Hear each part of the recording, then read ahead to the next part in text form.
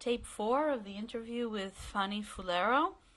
You were telling us about Hanya coming to your hole and letting you know that her husband had died and that you knew she had a change of heart, she was going to let you stay. Please continue. We continued to stay. She continued to provide us, a little bit food as much as she could. And about 3 months later, she told us that we would have to leave because everybody in the village is evacuating because the front's going to be there. So we told her that we cannot leave, to just give us some water, whatever, cover us up, and whatever happens, happens, So she left. She even, they take the cows and they take whatever, and they evacuated somewhere else because Zhukov became the front. So all of a sudden we hear a lot of shooting. We heard planes flying by, and then all of a sudden we hear Germans in our house. We were down below, and we heard Germans speaking. We smell good coffee. They had their kitchen in the backyard, and we are very much endangered. If they find us, they'll find us. They find the Jews. So we keep very quiet. My brother had the razor blade ready. As a matter of fact, we decided maybe we should close up that hole and we will have no air and we can suffocate that way. So I was the smallest one. I could crawl into that hole. I put a pillow in there and we were just suffering, but we were not dying. So we removed the pillow. And we kept very quiet. We heard the Germans talking. This continued, I think, for almost 5 or 6 days. We had no food. No water. But the water we had it. We used it up. And all of a sudden, we hear complete quiet, like no human being is around anymore. I mean, we hear. All of a sudden she comes and she opens up our hall, and it was in the evening, and she says, I want you to all get out tonight. You are liberated. The Russians are here. So we said, how are we going to go out now one by one? It's dark. Where are we going to go in the dark? She says, you must leave in the dark. I cannot afford that my neighbor should see I was hiding Jews. So I'm going back to this Helen and Moshe. Moshe and Helen, we all crawled out. She helped us out, and we were in her house, and her children saw us. Were you able to stand up and walk? And that's what I want to say. We were unable to stand. We were unable to walk. And we tell her, please let us stay a few days in the house so we can learn how to walk and so we can leave. And she was very much afraid. And she wouldn't let us, she agreed that we stay till the next day. And she went in the back, and she somehow made big sticks for us that they serve us as canes, I walked with the 2 canes. Somehow I could walk with the 2 canes. My feet were swollen. I was all swollen up. We were all pale. And we said, how are we going to go? We don't want to remain in the village.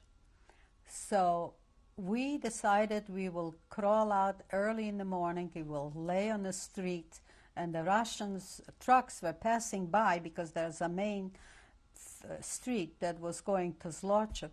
And we flagged down some Russian soldier, and he let us go on his truck.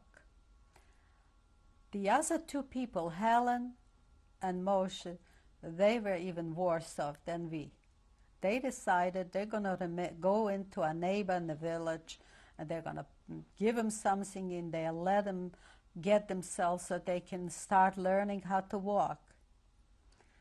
Well, they did the worst mistake in their lives because they were killed by the Ukrainians. After the war, after what they went through, after the sufferings, they were not killed anymore by the Germans. There was no more, but they were killed by the Ukrainians. By militia or No, private citizens? who knows? The Ukrainians, they were all hated Jews.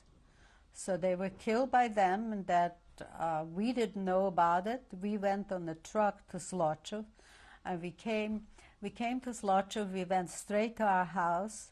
Our house was standing perfectly well, good shape. People were living there. So we went in, and they took a look at us. Oh, the Jews survived, you know.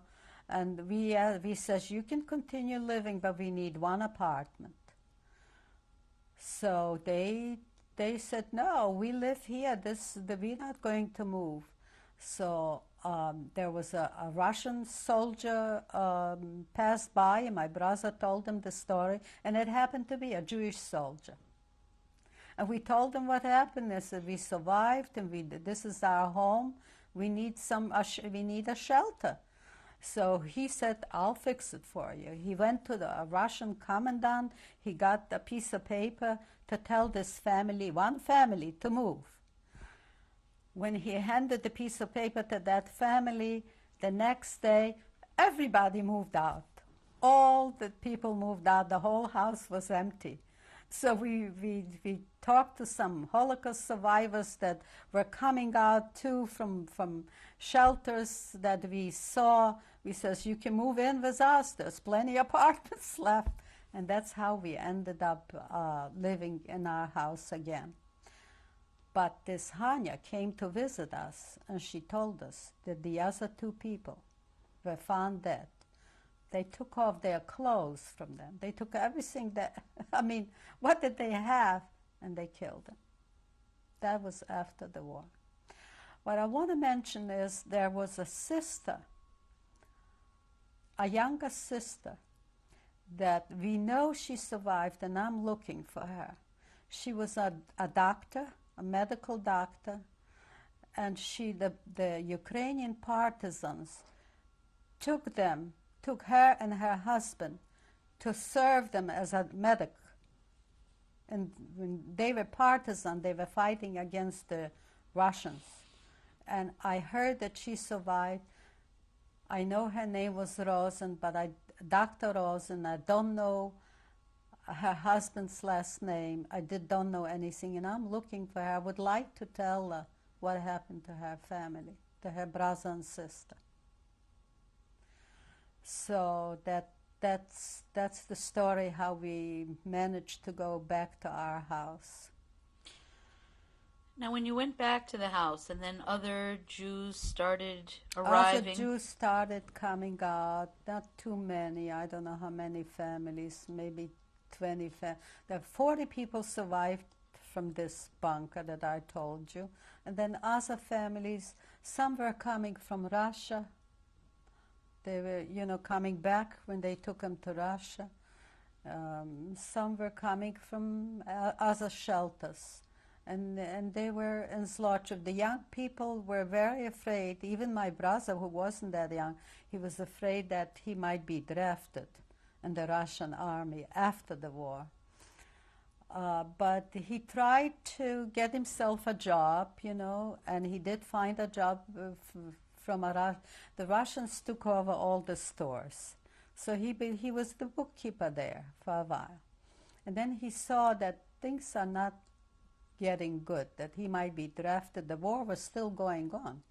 The people were fighting in Berlin and everywhere, and they needed people to be drafted. And besides that, we found so much anti-Semitism after the war that they were saying, oh, look, the Jews still survive. What do we need them for? They were actually telling that to our faces. And we knew that it's not going to be a good future for us. So we were thinking to try to leave Zlochov. Our mind that time was to go to Palestine. But, you can't just travel to Palestine from Zlochov. So We remained in Zlochev, I think, about 2 months, 3 months. Then we got in touch with some people who were doing telling us that Palestine, we should do aliyah, maybe illegal aliyah. So we had to, they told us to cross the borders and go to Czechoslovakia.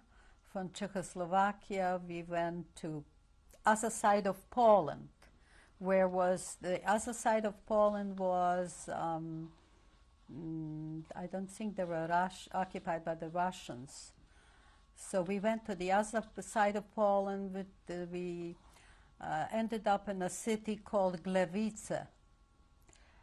And there were empty apartments that a lot of Germans were escaping. You know, they left empty apartments with furniture, everything in it.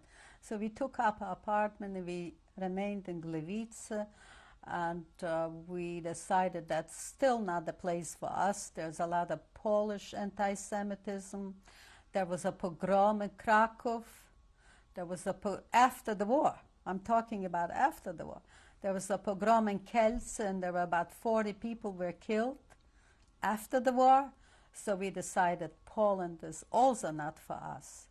So we crossed the borders and we went to Austria. And in Austria, they had DP camps. Before we get to the DP camps, who were you traveling with?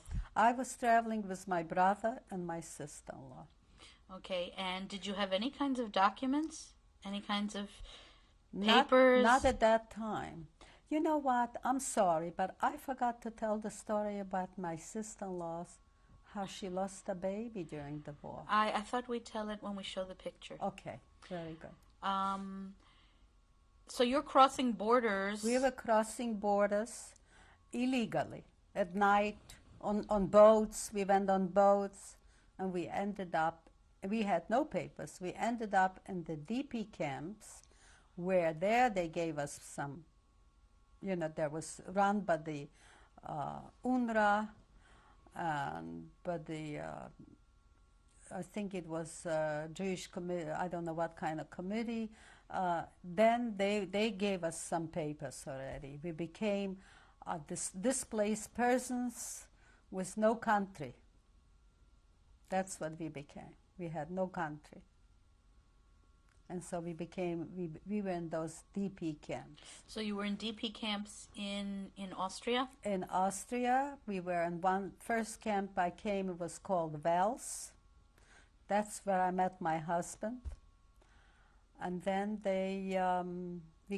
we knew each other a very short time, and we got married. This DP camp, how many other Jewish refugees were there? Oh, in the DP camps, the refugees came from all over. There were, don't know how many there were, but they came from every city, a few crumbs, what you call them, you know, that survived. A few here, a few there. They came all over. As a matter of fact, I didn't know at the time what the Lutvak means or what a Polish means, you know, they all were there. So did you hear other languages spoken? There were Hungarian languages, and there were Polish people spoke, German, Austrian, I mean, German is Austrian, same thing. So, and you were together exclusively with Jewish survivors? Exclusively with Jewish survivors. Okay, so you're in Wels. Do you have any idea how many DPs there were in that camp? How many buildings there were? How many people, actually? How many people? I don't know, maybe 1,000. And where were you housed in? What had this place been? We were housed in barracks. These were all barracks that soldiers used to live in there. I think that the one in Wels was just little houses. I'm not sure if that wasn't some kind of a camp for other people, you know, not Jewish, because Jews lived under worse conditions. So probably some other prisoners or something. That was in Wels. Okay, and how long were you there? We were in Wales maybe a month, maybe 2 months. And when was this? What year? That was in 1944, 45. Maybe it was already 45. Yeah, because we got married in 1945. I got married October 10, 1945. So that was in 1945. My husband and I knew each other maybe 6 weeks. And can you tell us his name? His name is Leon Fulero. And how did you meet him? I met him just coming into this camp. He was there already, told me he was there a few weeks already. And as a matter of fact, we arrived at night, my brother, my sister-in-law, and myself, and we came into one of the barracks, and there were maybe 15 beds in there. And somebody said, "There's no more room in here. You must go somewhere else." So my husband speaks up. "We will make room." And we pushed some beds together, and he brought some beds, and he made room for us. I thought he was very nice, and that's how it started. But my husband was at that time, you know how they formed a Jewish police to watch the camps, that they shouldn't, Germans shouldn't break in, or whoever, you know. So they kind of, he was like watching the camp. So there was a fear that the local population might take some revenge on the Jews. There was always a fear of that, right. Because when you're in diaspora, there's always a fear. But in these camps, we thought from there we'll go to Palestine. And were there any agents of Palestine? Any youth movement people who were? Yes, there was a movement, and they came to tell us, you know, people who were young and stronger that can go illegally. You know, we had to go through the Alps and through Italy. If you can do it, goes. A lot of young people went. I was still very undernourished, and I was very, I wasn't well.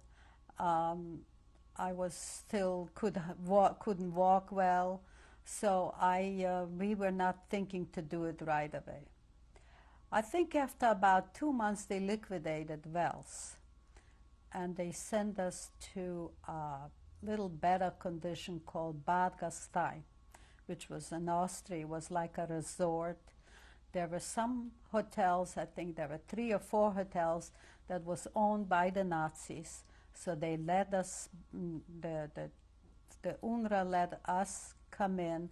We had to share with other people a room, but it was better conditions. It was in a hotel. And they set up kitchens, and we could go to the dining room and eat in the kitchens. It was much better. I became a little bit stronger, and my husband was a Zionist. He belonged to the Beitar, and he said that we should plan about going to Israel. And I said, well, I don't want to leave my brother, my sister-in-law, but we decided we're going to do it. So we packed up, and we had knapsacks, just a knapsack. And we went with the group that was taking some more younger people. We went on a train. I was on the train, and immediately when the train started moving, I passed out. And so my husband took the knapsacks and threw them out the window with the next stop, and we came back to Bad Gastein. So you still needed to I recover. still needed to recover. What kind of medical attention did you get in Bad Gastein? In Bad Gastein, there was several doctors. One of them even a Holocaust survivor that we could go, and of course there was no penicillin, and there was no drugs that you could get. You know, we had to wait till something came from America. When I started to get better, I decided to go to school. So in Hofgastan, well, there was the Ort. And the Ort had some vocational schools. They have different schools that you can go to and learn something. So I decided, since I wanted to be a doctor, I decided to go to nursing school. And so there was a hospital in Hofgastein, which we went by truck every day, 6 o'clock in the morning. We went, it was up on a mountain, this hospital. There were I think we had 12 doctors that were teaching us. And every day we had school to teach us to be a nurse. There was some men too that decided to go into this. I have a picture. And so how many of you were studying?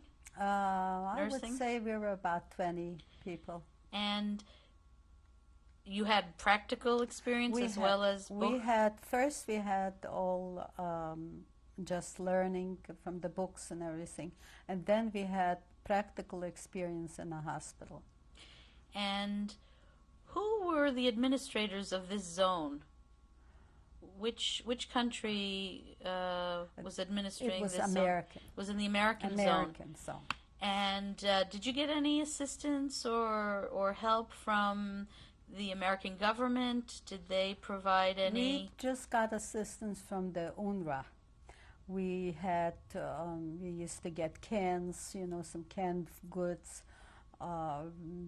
The men who smoked used to get cigarettes.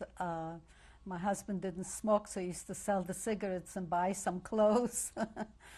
But that's how the conditions were much better than in Welsh, at that time. And how did you support yourselves during this time? We actually didn't support ourselves. We had no salary. We didn't have anything. We were helped by the Jewish people from America in that respect. Also, I must say, I don't know if that's the time to say it, that we were very disappointed with the Jews in America that they didn't help and try to protest and do something while the Holocaust was going on. But after the war, they kind of had sympathy and they were trying to help us, but that was much later. Do you think the Jewish communal organizations were well organized? You mentioned there was, the UNRWA was there, which is a UN. Were there any Jewish organizations like the Joint Distribution Committee? That's it, the Joint Distribution Committee. I couldn't remember the name. And was the Hebrew Immigrant Aid Society? That I don't know, there? But the Joint Distribution Committee, we used to get help from them. We used to get rations. Also, we used to get some clothes that used to come from America. We had like a PX that you could go and you can pick some used clothes that came from the American Jewish people for us to wear because we had no clothing. So it was hard.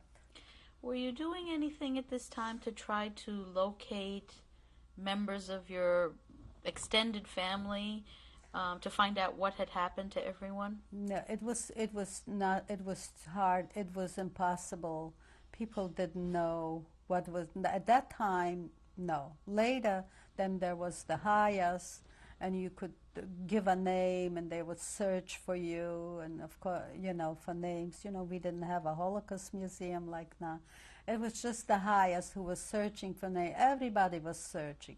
After the war, you could see there were lines standing searching for brothers, sisters, husbands, wives, but it was to no avail because the people who survived somehow found each other.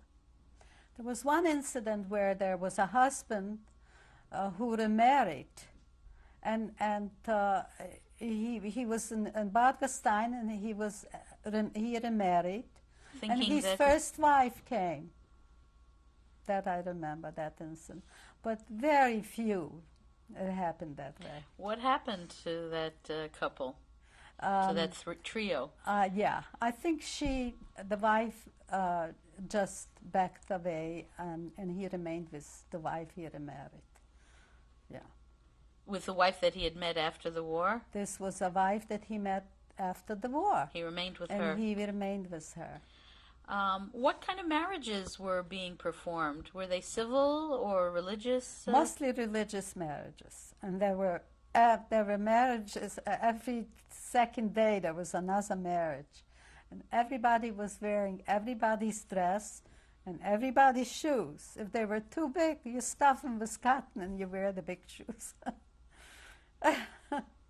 That was really that because people, single people, they were lonely, they were looking to try to start a new family. And that's what happened. Somehow, all these marriages somehow survived. So did you keep in contact with people that you encountered, that you met or lived with in DP camp? After the Bad Gastein camp, we finished our nursing school. We were moved to another camp. It was called Abelsberg. And Abelsberg was near a larger city called Linz. There we had a larger population of Jewish people. There was a whole block of that. The downstairs was medical doctors helping the people. Some people had babies even in camp. There was a baby doctor. There was a regular practitioner. There were all kind of eye doctors. And myself and the other few people that still remained, some worked with me. We called it the ambulance. And we were medics. We worked with these people. I met a lot of people there. I'm still in contact with them after so many years. Some went to New York, some went to Florida, some moved from New York to Florida, and we're now in touch, and we have like a reunion every year. And did you share your wartime experiences with these people? Well, yes, that was our main subject. How we survived, what we did. Everybody had a story to tell, and it was a miracle, and everybody had a miracle. Because our survival, everybody's survival was a miracle. Did you start observing Jewish holidays again? Yes, we had like a little synagogue in Abelsberg, and we had holidays, high holidays. We used to come, and there was somebody who was a rabbi. One of them was that married us, and he was conducting the service. And that's about it. Most of the people that were Orthodox used to go every day to the synagogue. I became unorthodox. I only went on the holidays, and at first I felt very bad. I was trying to question why did I survive? Why am I the only one and my brother from that whole family that survived? And I couldn't understand why my brother, who was that Orthodox and who was such a nice gentleman, why was he killed? When I heard the noises in the ghetto when they were taking the people, I heard people saying, Shema Yisrael, Adonai Eloheinu, Adonai Echad. And they went. Nobody could stop the slaughtering. That really I couldn't understand. But we're going to pause now to change the tape. Okay.